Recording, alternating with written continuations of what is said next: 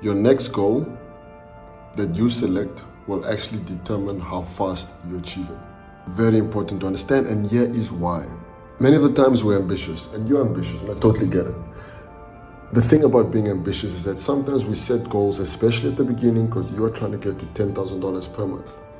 Especially at the beginning, you're trying to set a goal that is beyond what you believe you can achieve. And I'm talking from experience and from my own personal lessons of what I used to do, and you might probably be doing the same thing. That's what happens with people that are ambitious like us. So the smaller you make that goal that you want to achieve, the first goal, right? Because your goal is to get to $10,000 per month. But say, for example, you are a brand new entrepreneur and you haven't even made $1 in your business as an entrepreneur. You might want to set the goal of first making $1,000 or even $500 as an entrepreneur. The reason why is because it's a goal that you know 100% you can achieve if you just do a few certain activities, and also it's not too big where you create doubt in yourself. And this will allow you to achieve your goals a lot faster. And I've been seeing this when you have a goal that is small enough that you can achieve it, but big enough that excites you. By the way, that's a quote I didn't create. I learned that from someone else, that specific quote about big enough and small enough. When you have that type of goal, you are able to achieve your goal a lot faster than if you set up a big goal. For example, I'll give you a story. Alex, true story by the way, Alex, initially when Alex started out in business, Alex wanted to make $1 million a year, but Alex hasn't even made $10,000 in a business. So even though Alex was attracting opportunities at $1 million a year, or that could produce that, Alex wasn't the person capable of achieving that or bringing that into reality. But the moment Alex brought down the goal from $1 million a year to $50,000 a year, boom, hit it like that. When she hit 50, she set it up to 100, boom, hit it like that. And then it goes on, goes on, goes on. That's the first thing. The second thing is that your dream, my dream, might require 100,000 steps, 1 million steps, 10 million steps in terms of literally the word step. And so, you know the situation better than I do. So whatever you choose is best for you. I support you on that. I would consider to just focus on the next step. And this is a mistake that I made myself. Personally, I didn't focus on the next step. I tried to skip steps.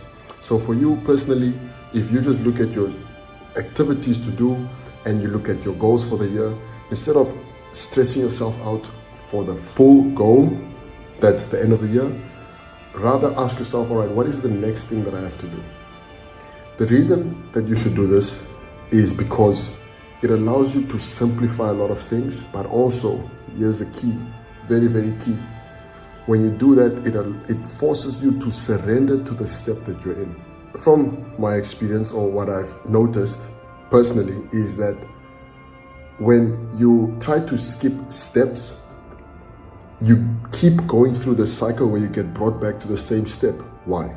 Because we haven't learned what we had to learn from that first step, because we're trying to skip steps. But the moment we take the step where we're at, for example, I'll give you an example of Kevin. Kevin wanted to start a business, but Kevin didn't have an income. So for him, his next step was to get a job or drive Uber Eats if he wants to have flexibility. That's his next step. So for him, in order to get to the business income of 100,000 or a million, whatever it is, he would have to have accepted the phase of Uber Eats or the job.